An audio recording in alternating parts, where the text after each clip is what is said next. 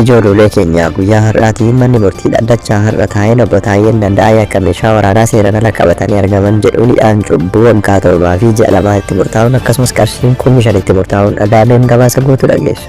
Oduu itti aanuun imbaasiin Ameerikaa hawaasatti namni vaayirasii maarbaargiin qabame argamuu mirkanaa'uu hordofee akeekkachiisaa mootummaa Itoophiyaaf baaseen gabaasa guutuu dhageessu. Alaamanni isaa namni nagaa daawwattoota Oromiyaa miidiyaa Niwus oduu guyyaa irra qabnee dhufnee nu faana turan affeeraa keenya. Manni murtii dhaddachaa har'aa taa'een obbo Taayyeen Danda'aa akka meeshaa waraanaa seeraan ala qabatanii argamuu jedhuun cubbuu waggaa 7 fi ji'a 2 akkasumas qarshiin birriin 5,000 akka adabamu murteesseera.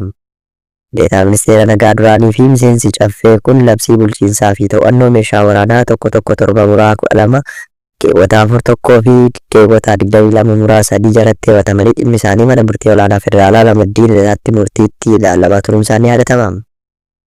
Himanni kun obbo Taayyeen meeshaa waraanaa heeyyama hin qabne kilaashii 1, kaazinaa kilaashii 2 fi rasaasa kilaashii 60 manni isaanitti argameera kan jedhu ture. Mabukaattoo obbo Taayyee kan ta'an obbo Abaraan Kus ragaaleen ittisaa dhaga'amuu qaban 3tu turan isaan keessaa bifa sirriin taaneen osoo hin dhaga'amin darbeeraa jedhaniiru.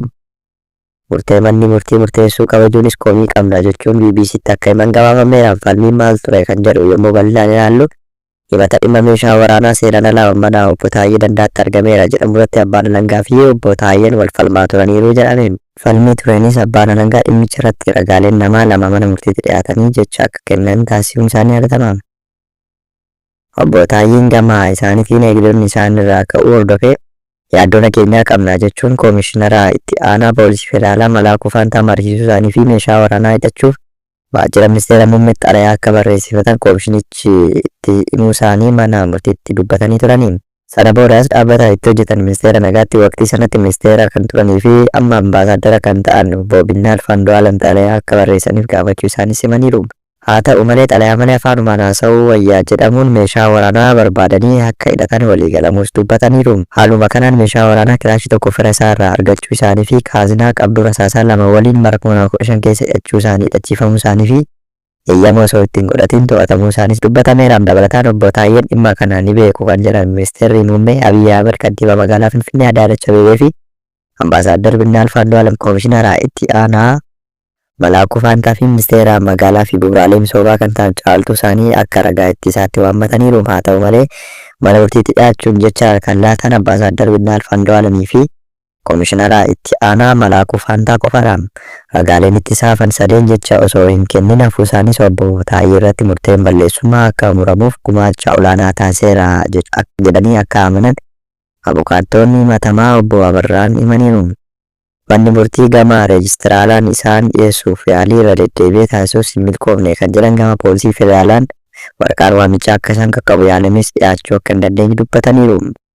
Haaluma kanaan murtee mirga ittisuu keenya bu'uura darbuun kenname waan ta'eef murtees ta'ee balleessummaa ni morminaa jechuun dubbataniiru. Dabaluunis adabbiin kenname barsiisaadha jennee namannu adabbii akka malee ol ka'etu kenname jechuun dubbataniiru. Kanaafis dhimmicha irratti oliiyyannoo akka dhiyeeffatan obbo Abarraan Gus BBCtti himaniiru. Gama biraatiin abbaan alangaa torbeewwan muraasa dura obbo Taayyee irratti himatawwan haaraa 3 hundeessuun ni yaadatama. Himatawwan 3 kana obbo Taayyeen kan morman yommuu ta'u akka lakkoofsa Itoophiyaatti muddee 8 beellamni qabamuunsaas ni yaadatama. Imbaasiin Yuunaayitid Isteet of Ameerikaa hawaasatti namni vaayirasii maarbaargiin qabame argamuun mirkanaa'uu hordofee akeekkachiisa baase. Sadaasaa 27 magaalaa hawaasatti namni dhibee vaayirasii maarbaargiin qabamuun mirkanaa'uu hordofee Finfinneetti kan argamu imbaasiin Yuunaayitid Isteetis hojjettoota fi lammiilee Ameerikaa garas akka hin imalle akeekkachiisee jira.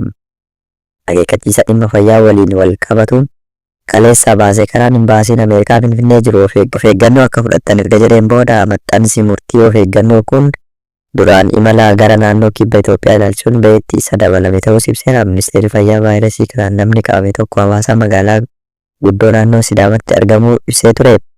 Dr. Maqdas Dhaabaa ministeerri fayyaa Itoophiyaa namni kun magaalaa Jinkaa wayitaa gara hawaasaa deebi'ee vaayirasicha irratti argamuu mirkanaa'uu isaas ibsanii turani. Ammas namoota nama vaayirasii kanaan qabame mirkanaa'ee ture waliin wal arganii turan adda baasuun kan itti fufee jiruu fi qophiin namoota dhibee kanaan qabaman bakka argamanitti dafanii yaaluu itti fufee akka jiru ibsaniiru. Of eeggannoo yeroo imala taasifnus giddugalli qorannoo USCDC Itoophiyaatti dhibeen vaayirasii Maarbargii argamu hordofee akka ittisa sadarkaa jalqabaa kaa'uun imaltoonni of eeggannoo akka taasisan akeekee jira.